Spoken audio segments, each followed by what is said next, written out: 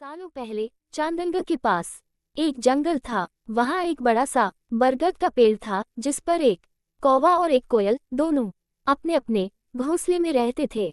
एक रात उस जंगल में तेज आंधी चलने लगी। देखते ही देखते बारिश शुरू हो गई। कुछ ही देर में जंगल का जो भी था सब बर्बाद हो गया। अगले दिन कौवे और कोयल को अपनी भूख मिटाने के लिए कुछ भी नहीं मिला। तभी कोयल ने कौवे से कहा, हम इतने प्यार से इस जंगल में रहते हैं, लेकिन अब हमारे पास खाने के लिए कुछ नहीं है। तो क्यों न जब मैं अंडा दूं तो तुम उसे खाकर अपनी भूख मिटाना, और जब तुम अंडा दोगे तो उसे खाकर मैं अपनी भूख मिटा लूंगी। कौवे ने कोयल की बात पर सहमति जताई। संयोग से सबसे पहले कौवे ने अंडा दिया और कोयल ने उसे खाकर अपनी भूख मिटा ली। फिर कोयल ने अंडा दिया। कौवा जैसे ही कोयल का अंडा खाने लगा तो कोयल ने उसे रोक दिया। कोयल ने कहा, तुम्हारी चोंच साफ नहीं है, तुम इसे धोकर आओ, फिर अंडा खाना। भागकर कौवा नदी के किनारे गया। उसने नदी से कहा, तुम मुझे पानी दो, मैं अपनी चोंच धोकर कोयल का अंडा खाऊंगा।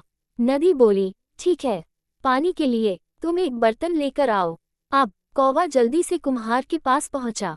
उसने कुम्हार से कहा, मुझे घड़ा दे दो, उसमें मैं पानी भरकर अपनी चोंच धोऊंगा और फिर कोयल का अंडा खाऊंगा। कुम्हार ने कहा, तुम मुझे मिट्टी ला कर दो, मैं तुम्हें बर्तन बनाकर दे देता हूँ।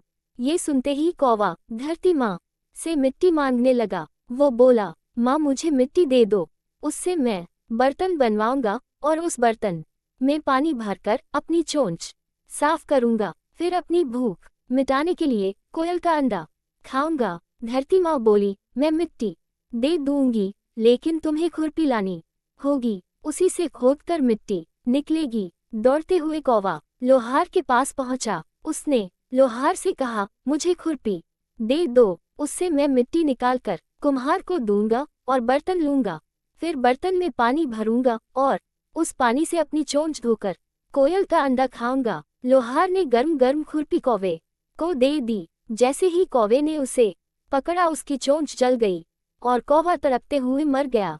इस तरह चतुराई से कोयल ने अपने अंडे कौवे से बचा लिए। ये कहानी यह सीख देती है कि दूसरों पर आंख बंद करके भरोसा नहीं करना चाहिए, इससे नुकसान खुद का ही होता है। अगर ये कहानी आपको ज्ञानवर्धक व अच्छी लगी हो तो मेरे चैनल को सब्सक्राइब व वीडियो को लाइक अवश्य करें। धन्यवाद।